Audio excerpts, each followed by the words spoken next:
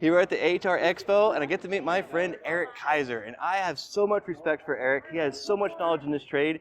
And anywhere you are, you always need some mentorship. You need friends, you need colleagues.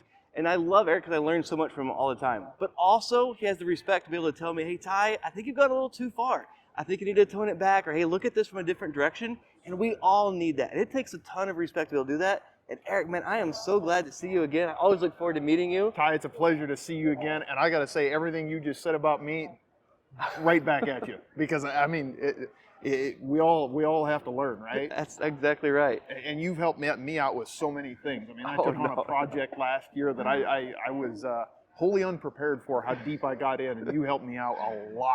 You had it all along. You had everything inside of you already. It's just that sometimes you need somebody to talk to. You already have this down. Well, you know, we all have to learn sometimes, right? So you like to talk about HVAC too? I love HVAC. I've been in HVAC since 2004, and I came into this trade and really didn't know anything, had no idea what I was getting myself into.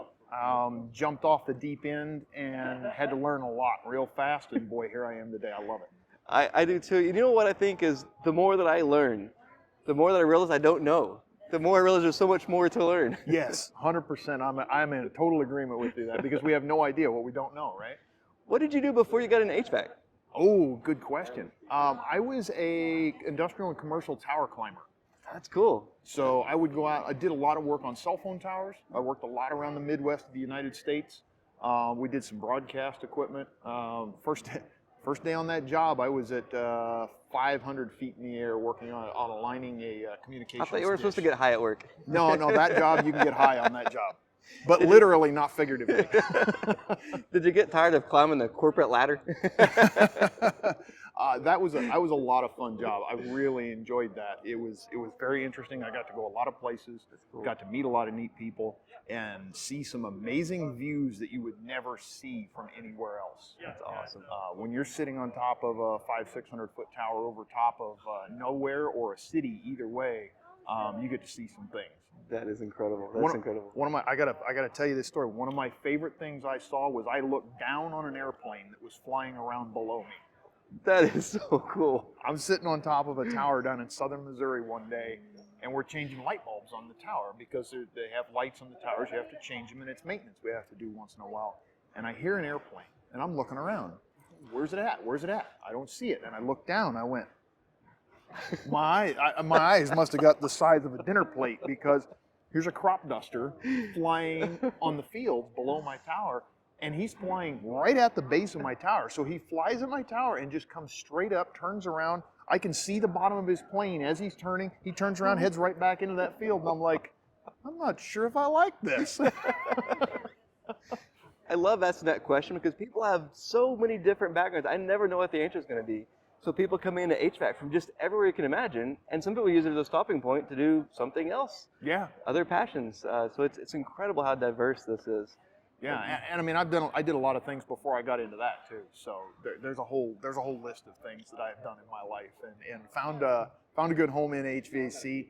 And now I will say that HVAC has so many facets to it, as you've pointed out in some of your videos, that you can do a lot of things in this trade and still not do the same thing all the time. That's exactly right. It's just incredible how big it is. Sometimes I think about the universe and how big the universe is and the stars, and sometimes it's just thinking about HVAC, how big it really is. It's kind of that same thing. It's just endless possibilities. Yeah, and it keeps growing every year, every day, every month. I look around, I see new things to learn, new stuff to do, and it's like, wow, how cool is this that I get to be part of this trade? Absolutely. And I've met so many people that I've read articles from and I've learned from, and then you get to meet them, and they're regular people like us. They're people that just find a career, they love to do it, and they're learning it, and they just keep perfecting their trade. Absolutely. And when you're starting out, a lot of times you feel like, hey, this is just too much, it's too overwhelming. So get started somewhere and see what you like, and just never stop learning. That's a big part of it. Just keep taking that next step. Find what your next passion is. If you get bored with what you're doing, and if you like what you're doing, and you want to keep doing it, by golly, keep doing it. There is absolutely nothing wrong with staying in something that you enjoy. Absolutely right. I kind of topped out where I was at one point, and the next step was really open my own company, and that really wasn't the next step. That's what I thought it was. And I did that. I ran my own company for a while, and I didn't really enjoy it. I enjoyed the fact that my name was out. I was doing it what I felt was the right way, but it wasn't, running a business was not the thing that I loved. And there's people that love doing that. But I realized there's so many more things that I enjoy in HVAC without having to have my own company. Well, I mean, running your own company is a big challenge. It was something that I had a chance to do early on in my career with my first employer.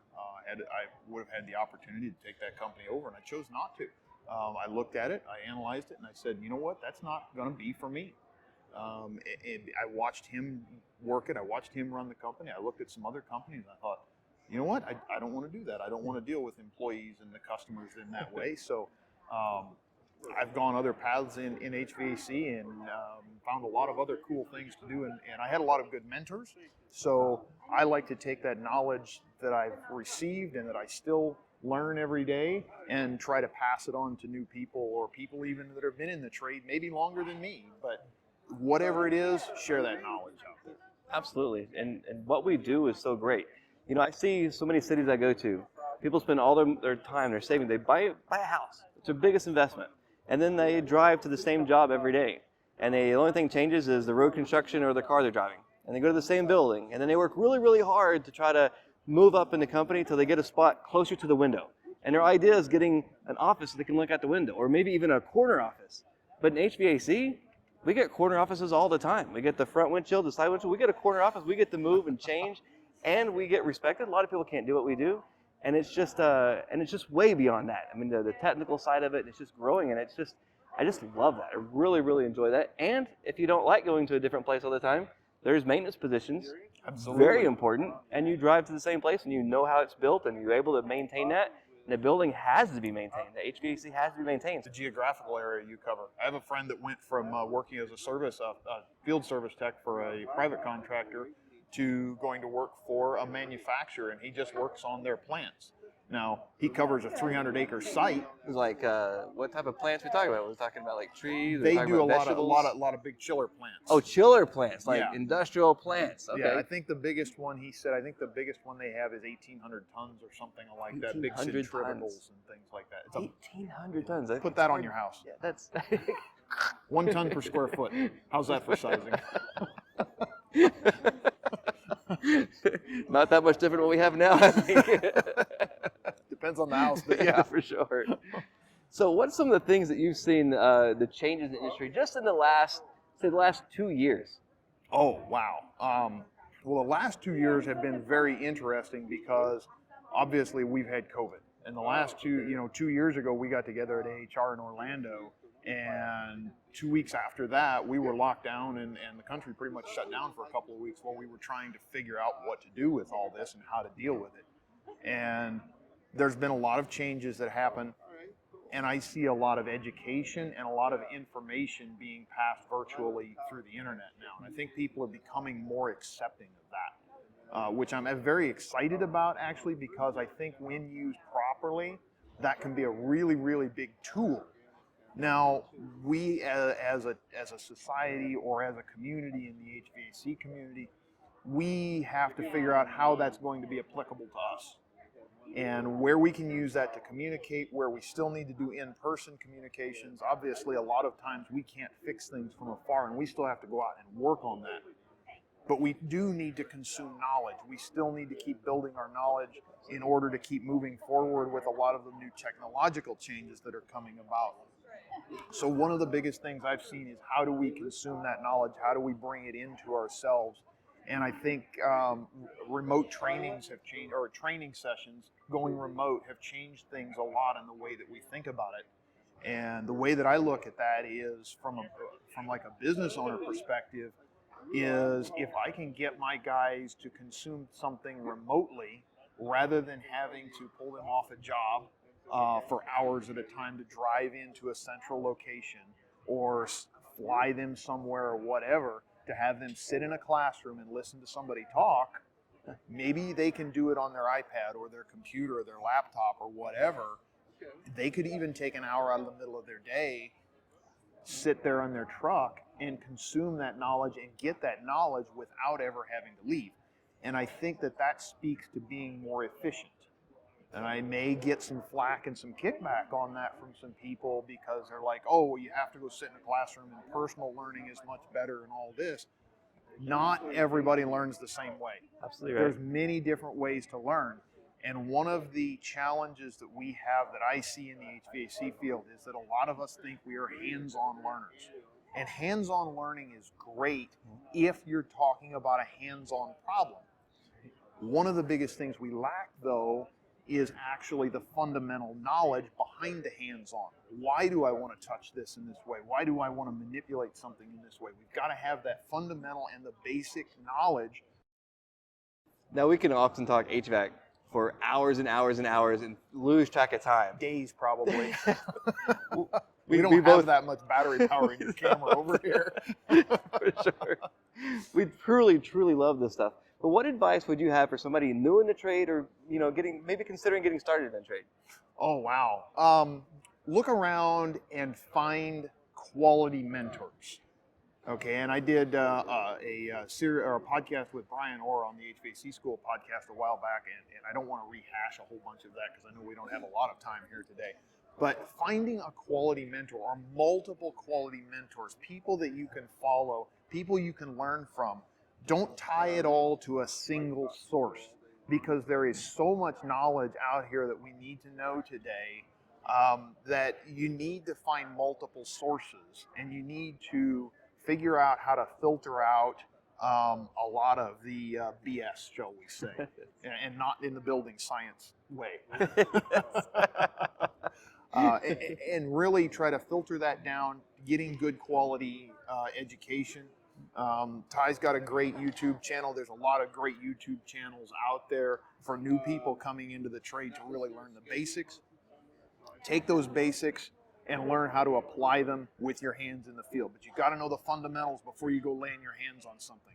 You don't go sticking your fingers in a live breaker box and expect to not get hurt until you know the fundamentals of where you can put your fingers in there, or to shut it off and test it before you get Exactly in. right. And I know a lot of people who love listening to music, and I'm a big fan of music, like multiple types of music. So we usually have devices we can put in our ears when we're driving, when we're working out. There's tons of different varieties.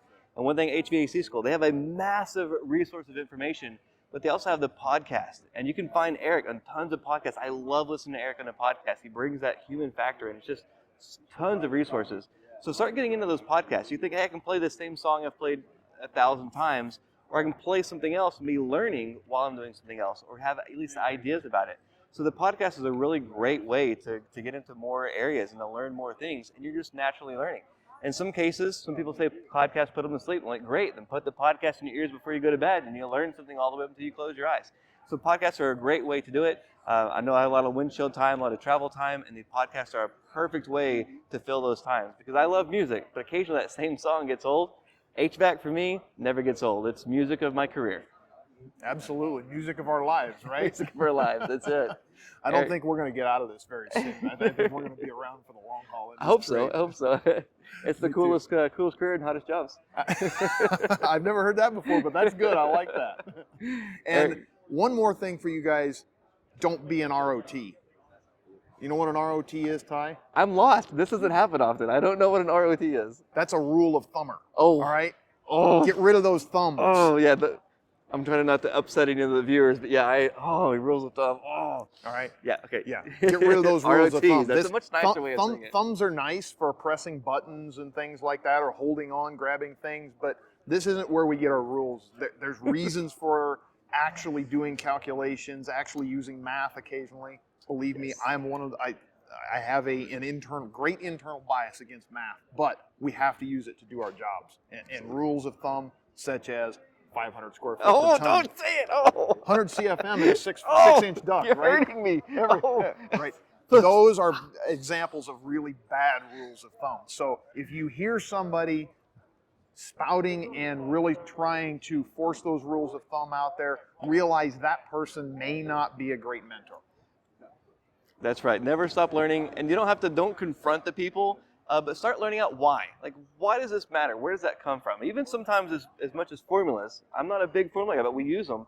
Some people ask me, well, where does this number come from? And I got to meet some people that actually was able to answer that. Well, this number actually comes from X, Y, and Z, and it's not that I need to know that, but I'm like, it's not just a formula. Like, it's a tool for a shortcut. And I'm just blown away by how deep the rabbit hole can go. And science and air conditioning is all around us all the time, the physics. Yeah, it's physics, it's everything else. And that's one thing like Brian is doing here. He's got a nice physics kit that he's put together for people to do basics. And I'm sure Ty will get some shots of that on here a little bit later. Absolutely, and you guys have seen a lot of the stuff in the videos that we do, you know, showing that, bringing that to life. I like to bring these basic stuff to life. It's all really about the basics, and from there it's endless. It is. Once you learn the basics, you got to build that good foundation, and you can go up from there. And, you know, for all of us, we all get our basics differently. That's right. We all learn differently. That's true. That's right. Eric, it's always an honor to talk to you. Thank you, sir. I always look appreciate forward to it. Never stop learning.